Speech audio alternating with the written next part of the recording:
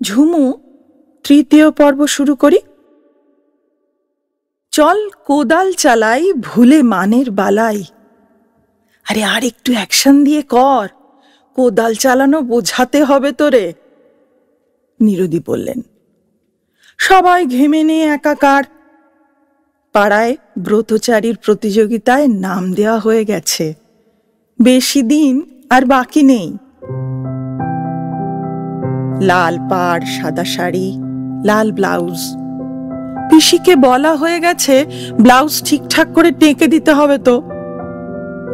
এই গুরু সদয় দত্ত মানুষটিকে নিয়ে ভাবতে ভাবতে ঝুমু সোজা চলে গেল দাদুর কাছে।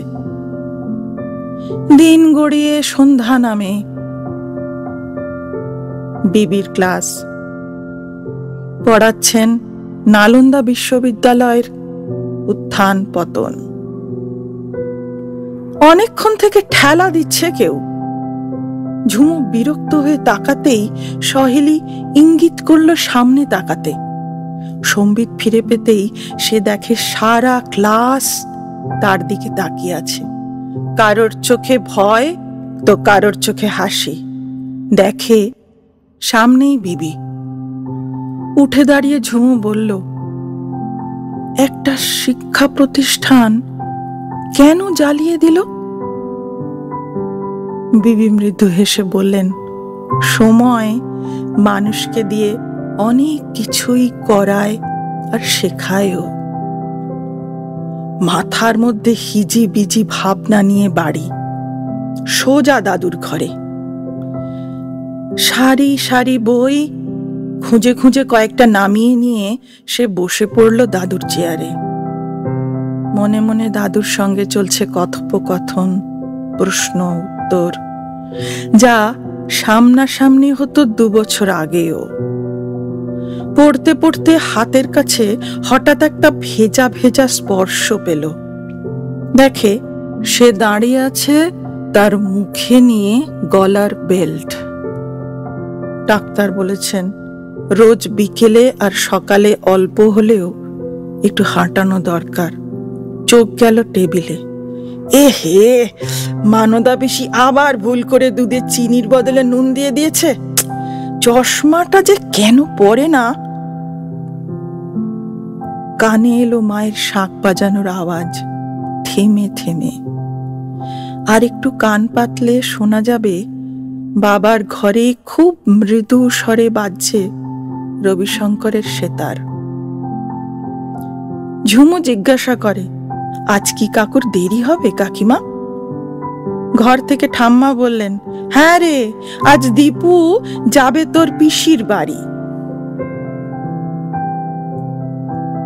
ঝুমু বলে, সহদেব, ওদের আজকে খাবার দিতে দেরি হচ্ছে কেন? ঝুমু দিদি, দেখো কালুটা কি বাজি, কাউকে খেতে দিচ্ছে না গো। পিছনের জমিটা পড়েছিল নিস্তব্ধ হয়ে। এখন সেখানে কালু, বিলু, ছোটদের দৌড়াতে সরব থাকে। কিছুদিন আগে খবরের কাগজ দিল কিনা দেখতে দীপঙ্কর দরজাটা খুলতেই তার চোখে পড়ল একটা বাচ্চা ছেলে, পরনে শুধু হাফ প্যান্ট। মাথায় যে কতদিন চিরুনি পড়েনি কে জানে। পেটটা প্রায় পিঠে ঠেকে আছে। তাকে ডাকতে গিয়ে দেখে জ্বরে বেহুঁশ সে। সেদিন তার স্থান হয় উঠোনের কোণের ঘরে। ইন্দিরার সেবায় সে সুস্থ হয়ে ওঠে। কোথায় বাড়ি, কি নাম, জিজ্ঞাসায় কি যে বলে কিছুই বোঝা যায় না। আস্তে আস্তে সে সবার কথা বুঝতে ও বলতে শিখল। ইন্দিরার সারাক্ষণের সঙ্গী সে এখন। তিনি এখন শুধু ঝুমুর মা নন, সহদেবও তাঁকে ডাকে মা বলে। বাড়ি ফিরে যাওয়ার কথা বলতে মাকে জড়িয়ে ধরে খালি মাথা নাড়ে জোরে জোরে। তাই সে এখন চৌধুরী বাড়ির একজন। ঝুমুর আজ শুধু ব্যস্ততা, সঙ্গে উত্তেজনা। সে কলেজের এডুকেশনাল ট্যুরে যাবে নালন্দা, যা স্বপ্নে দেখেছিল একদিন। 5 দিনের ট্যুর। আলমারির পাল্লা খোলা, হাতে জিনিসের লিস্ট, সব এক এক করে রাখলো বিছানার ওপর। ব্যাকপ্যাক রেডি করতে হবে। উফ, ব্যাগ ভরে যায় অথচ জিনিস কমে না যে। মুখ লাল, কপালে বিন্দু বিন্দু ঘাম, তাতে কয়েকটা চুল কপালে গালে লেপ্টে আছে।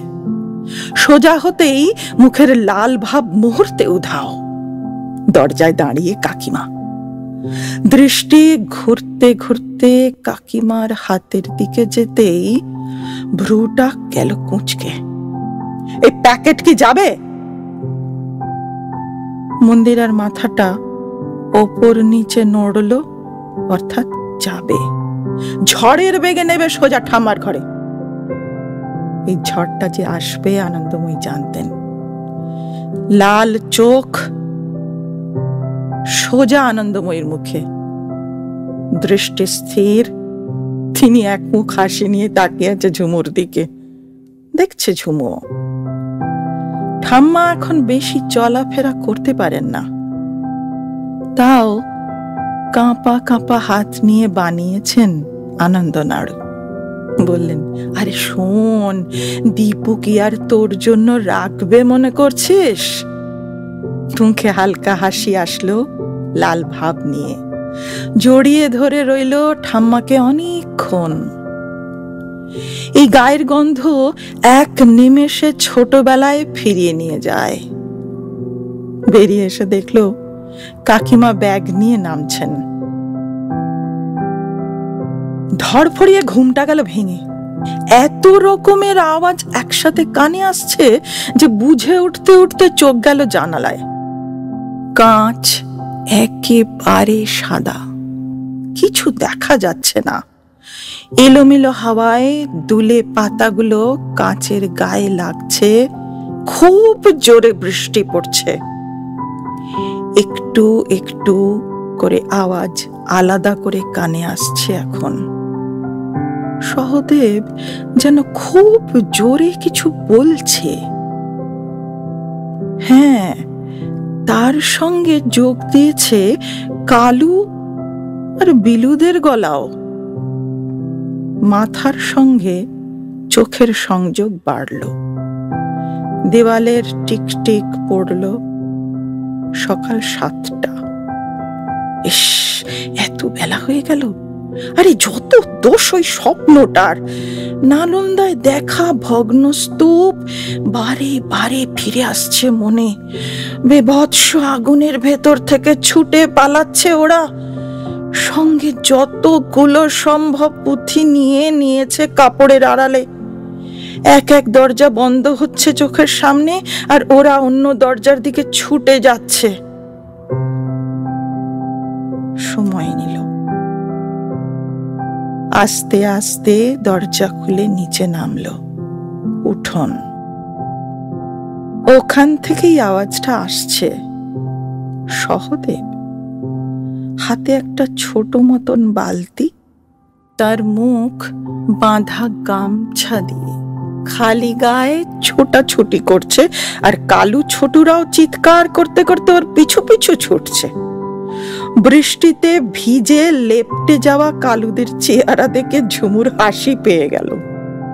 চোখ সরল উল্টো দিকে।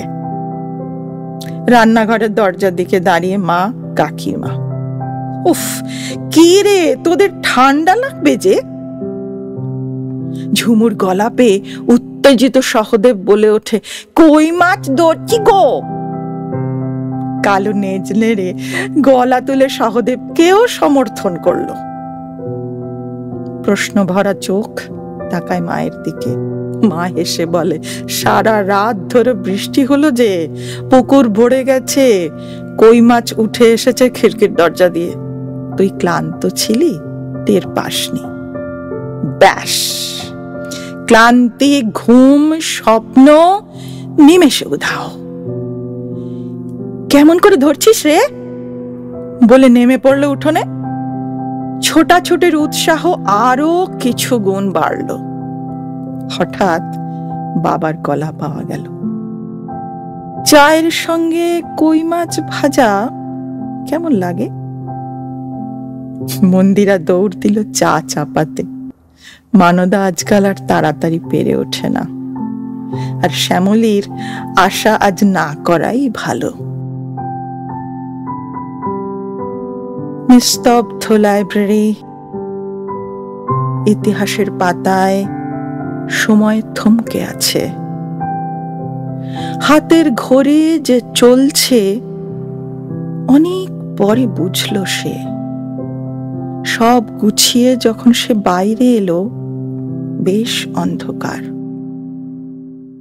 এ পাড়াটা ঝুমুর খুব একটা চেনা নয়।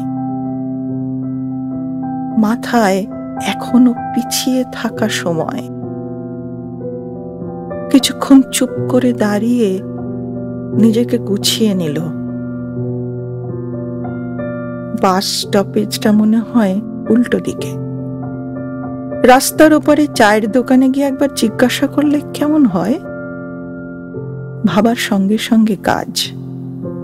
এগোতে যাবে, এক গমগমে স্বর কানে এলো, আপনি কোথায় যাবেন?